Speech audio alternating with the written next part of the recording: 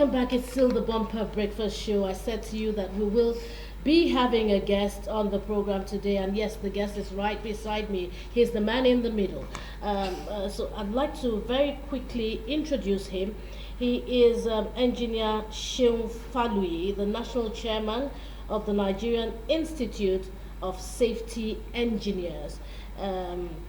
It's so good to have you here this morning. You're welcome. Thank you very much. I'm very glad to be here as well. All right.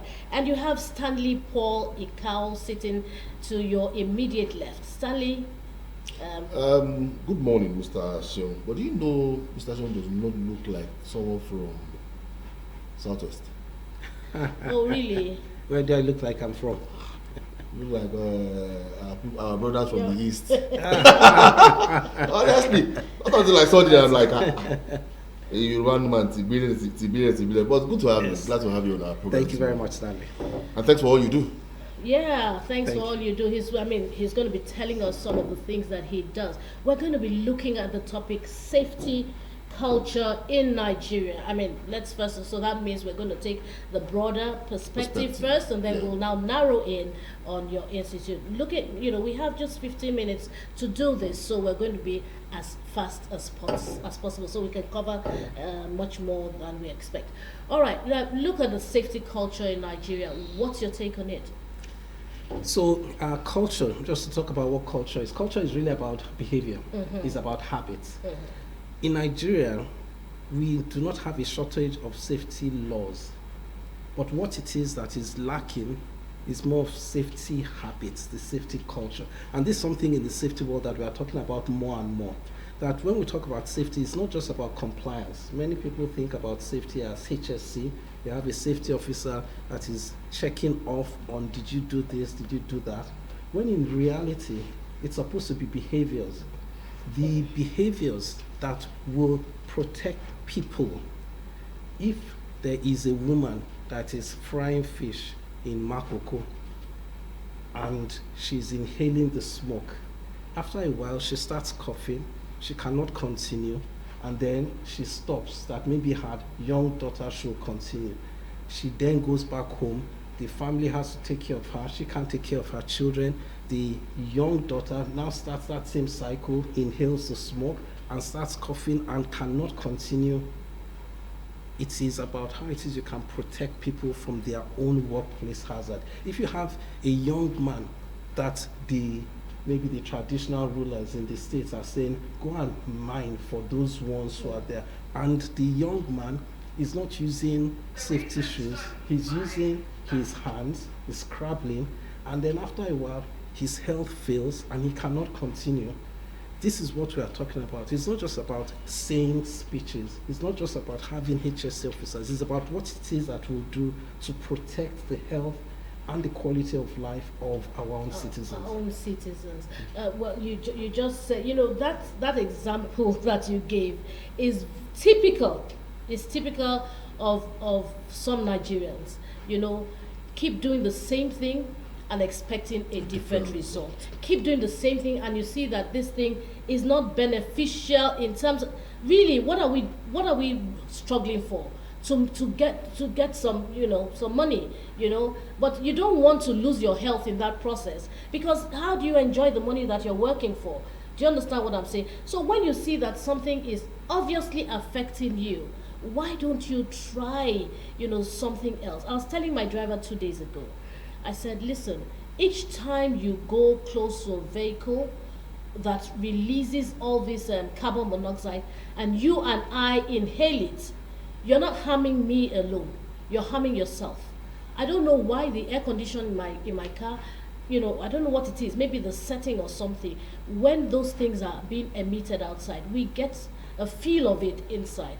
And for me, that's really worrisome. So that kind of thing, that example was typical, but my question is, why is our thinking not in a way of change? So thank you very much. So really, what's the responsibility, where the responsibility lies? There's government, there's leadership, and then our own selves. Yes.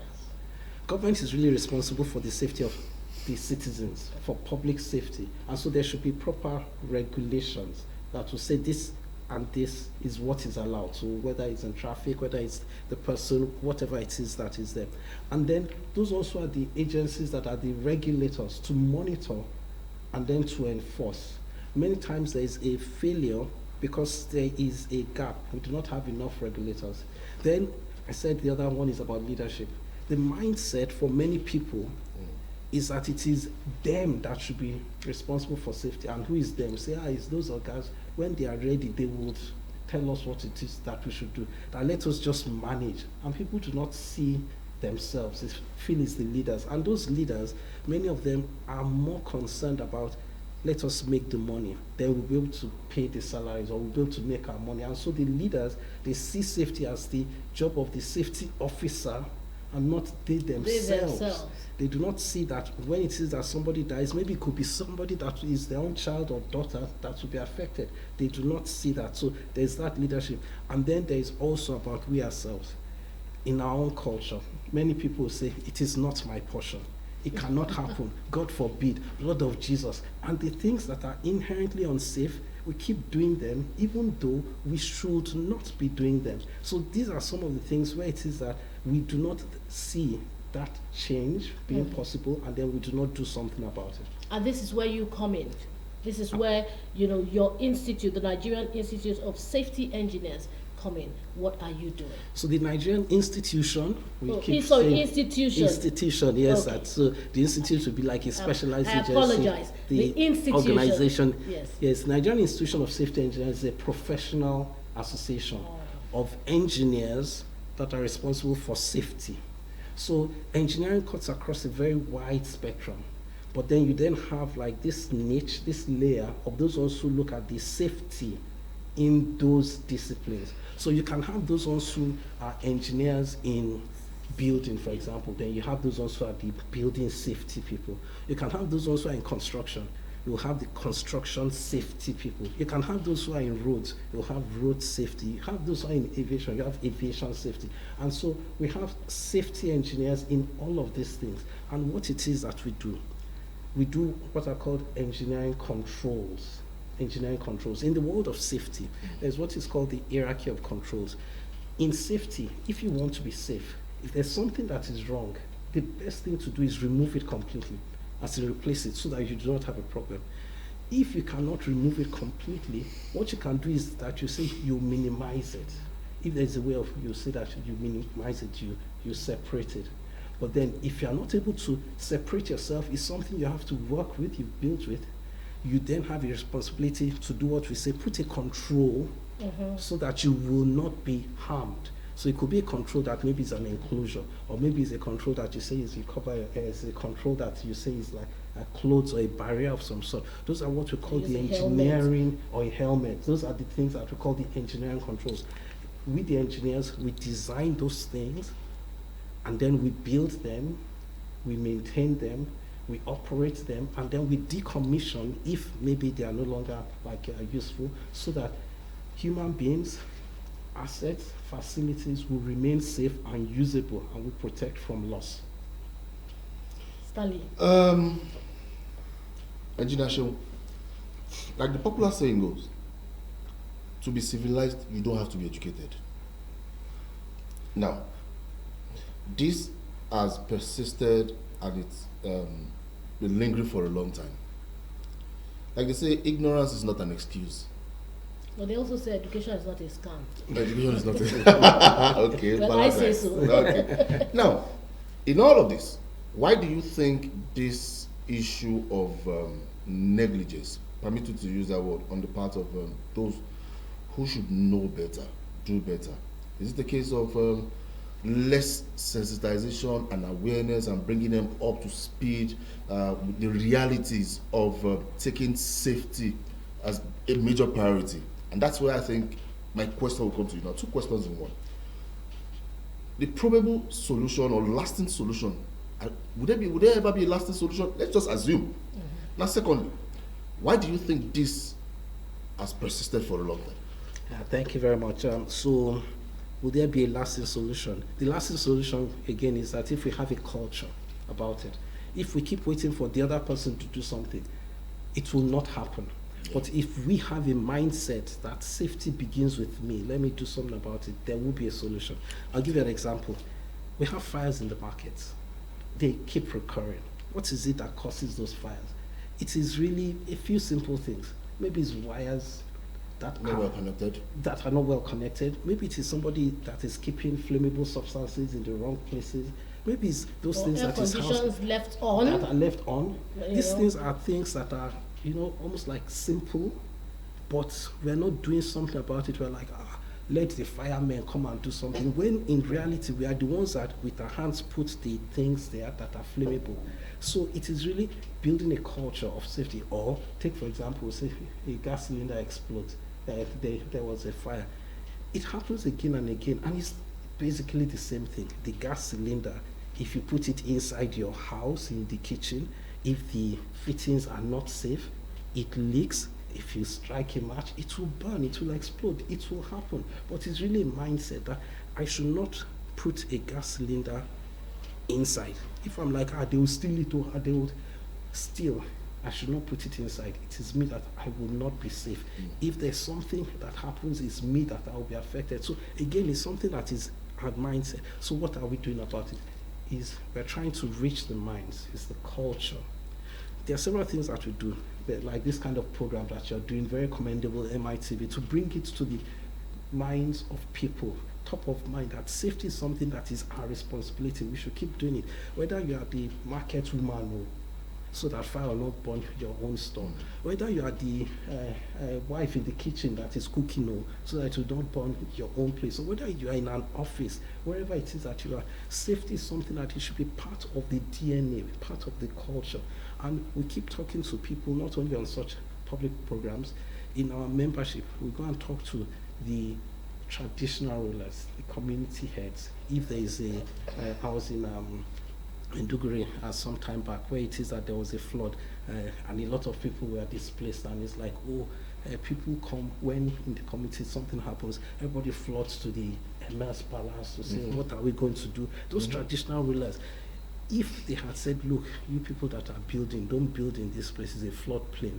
50 years ago, this was what happened, and this is reality. This is what happened. 50 years ago, there was rains. It was very heavy, and we have these cycles in weather. This is what happens. This is a floodplain. If the thing overflows, it will destroy everything. So whether you build a mansion or whatever, it will still come and take it, and you won't see that it's God that did something to us. It is just like a mindset thing. So the community rulers, the schools, that from school age, from technical school age, people should start thinking about safety. It's not just A is for apple, B is for ball. Start thinking also, how do you take care of yourself? And then we also, in the different industries that we said, so oil and gas has been the most sophisticated so far in Nigeria when it comes to safety.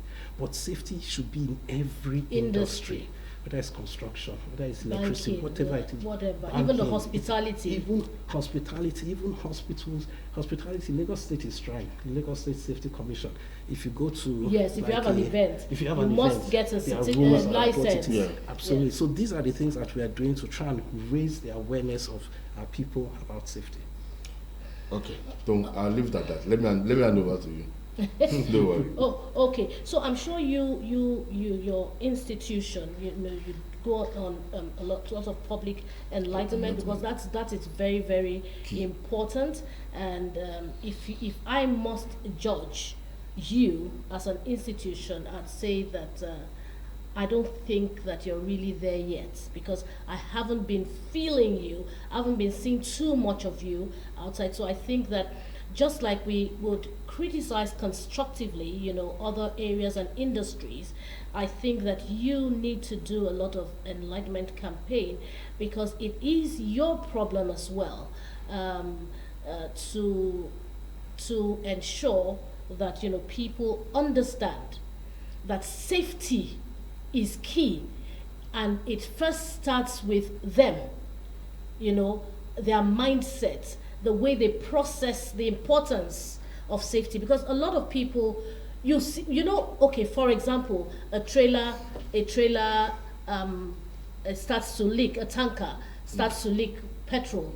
We know that in Nigeria, even though people keep getting burnt, people will always still go to siphon A scoop To fuel. scoop. and scoop fuel. Why does it keep happening? When we know the obvious, why are people so bold? So this is where I'm throwing it back to you guys. And I want to say thank you very much. Thank you very much for I'll say it's constructive feedback. Now, I take it as constructive feedback, and That's it's a what it's good meant to be. thing. It's a good thing because the Nigerian Institution of Safety Engineers started 8 years ago. Oh, just 8 The- years. Okay. Just 8 years. So the Nigerian Society of Engineers had started over 60 years ago. Oh yes, I know that. And then the Nigerian Society of Engineers, because people kept saying that, what are we doing about safety? What are we doing about safety? Now set up an institution, a division for safety. And we have started this campaign to raise awareness. And what I'm happy about you saying is that you take it that we should say more. Because at first people will be like, who are these ones? What are they? Are they relevant? But to say that you are the ones that we all want to listen to, we absolutely agree with that. Earlier this year, in June or thereabouts, we had to speak to about this petrol tanker safety. We had a conference. We had a conference that was held at the Nigerian Society of Engineers headquarters in Abuja. And we spoke about this particularly. We called all the regulators. We called the major marketers. We called the various ones, road safety, we called DAPMAN, various ones to say that when it is that fuel tankers suffer loss of containment that causes all these problems, that we shouldn't be having this. And we said there are many simple things. Yeah. Simple things.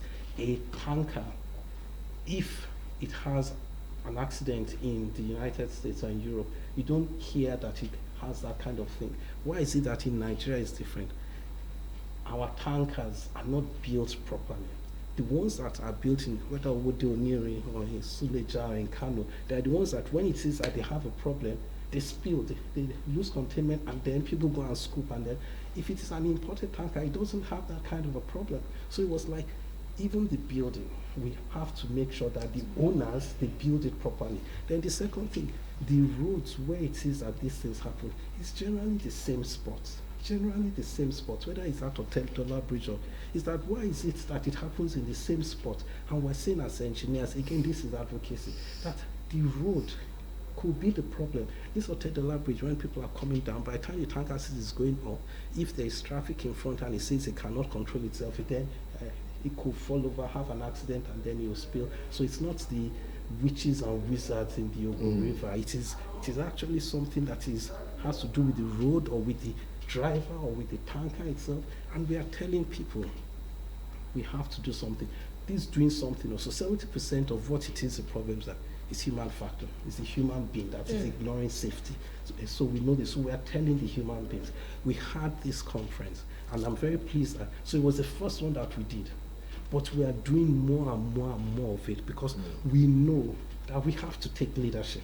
I totally agree with you when you say that, oh, we haven't heard anything. I agree. It's because we haven't been speaking enough. We will speak more. I can assure you about that. Wow, thank you so much. Man. I'm so glad. Very incisive. Yes. But before you leave, is there any other thing you'd like to add?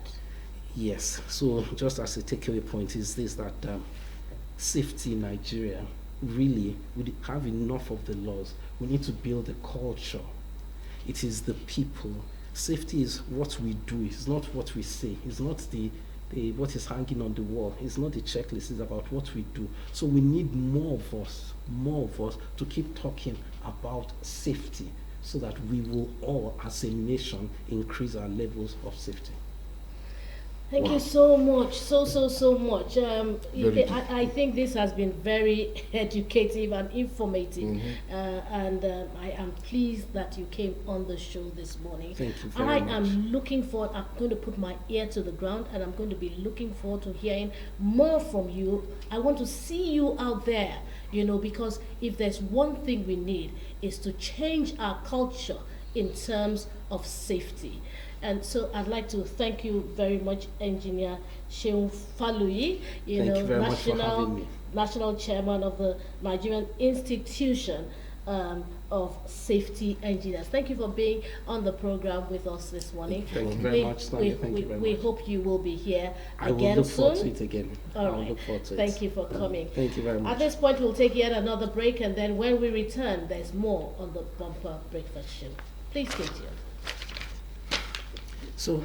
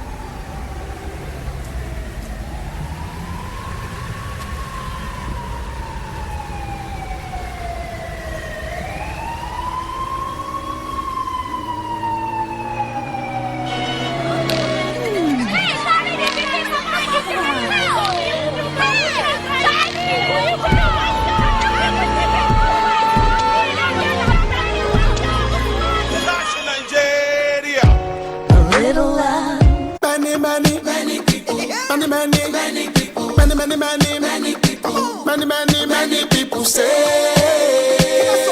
Ejala no be small fish. All of my dark days are gone. Won't you remake me strong? I'm proud of the man I've become. You can't have what is my own. Money more savage, I know. The more you look less, you know. My money where they can go. And me more save my. Oh, Pamurege Jigai. We rolling in dollars, show more fatai. Molo Mugo Motuala, Dubai. Energy for body, madam, Wokai. Baba Tani Seun. Money, many people. Many people. Many people. Many people. Many